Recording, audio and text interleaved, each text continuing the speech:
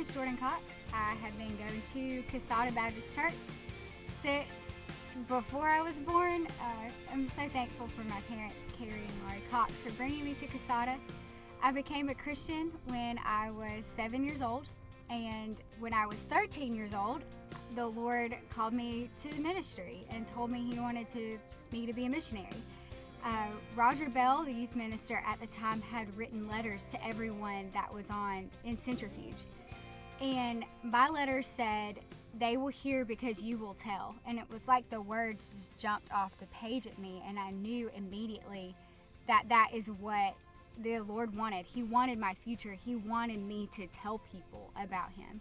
When I was 18, it was the summer after I graduated, and I knew that I wanted to do an international mission trip, or I wanted to do a mission trip. And so Brother Jim and I were looking at places. My parents were looking at places. We were going to go to Ypsilanti, Michigan, and that fell through. And I think another place, and that fell through.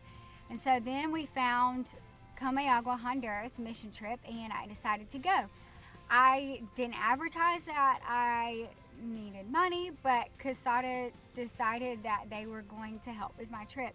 And it was the biggest blessing to know that I had spiritual support and encouragement, but financial support was a little mind-blowing. And I ended up getting my trip paid for in full, plus $35 to the dollar. And I just remember knowing that confirmation that this is what the Lord wanted for me to do.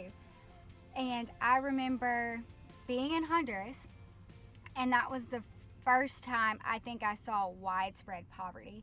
In Czech Republic, there was impoverished places, but in Honduras, it is poverty. It's just widespread, and it absolutely changing my life. We are the light of the world. We are the city on the hill. 2 months ago, I came back from Lusaka, Zambia, to see if I wanted to move there for 2 years, and the Lord said, yes, this is what I want for you. I am beyond excited, elated, and I know that I have a lot of growing to do, and to say that I am not scared would be a lie, because I am scared. I'm leaving my family, my friends, and my church family for something that is different, but something that I know I'm supposed to do. And I'm going to be working with a nonprofit called Expanded Church Response, doing public health work as a nurse.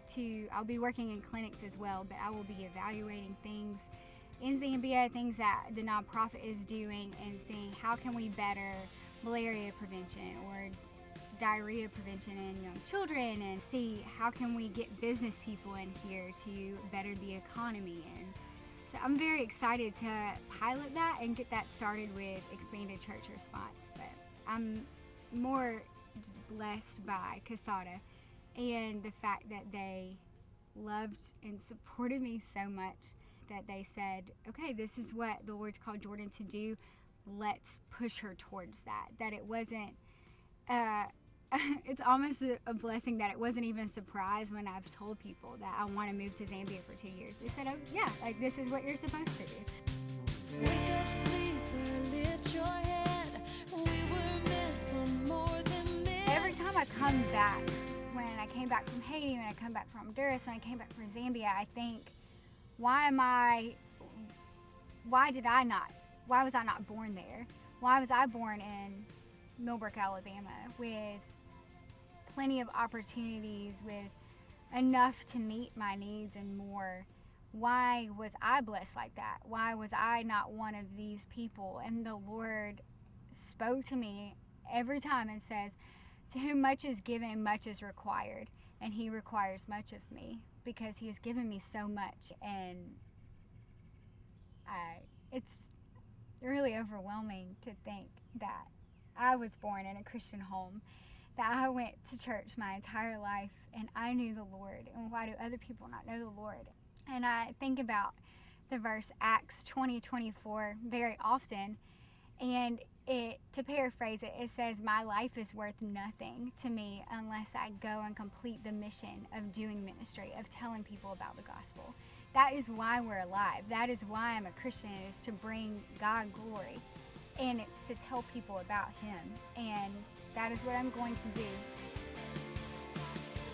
This is Gold Star Park in Wetumpka. I like to come here sometimes to sit by the river to think about the Lord's creation, and I think that no matter where we are in the world, if it's Zambia, Africa, if it's Quito, Ecuador, if it's Nepal, Haiti, that His sky is still infinite, and that He will always love us, and that He never fails, that His mercies are new every morning regardless of where we are. And so it makes me feel small but comforting at the same time, just to come here and see what our Creator made even in Wetumpka, Alabama.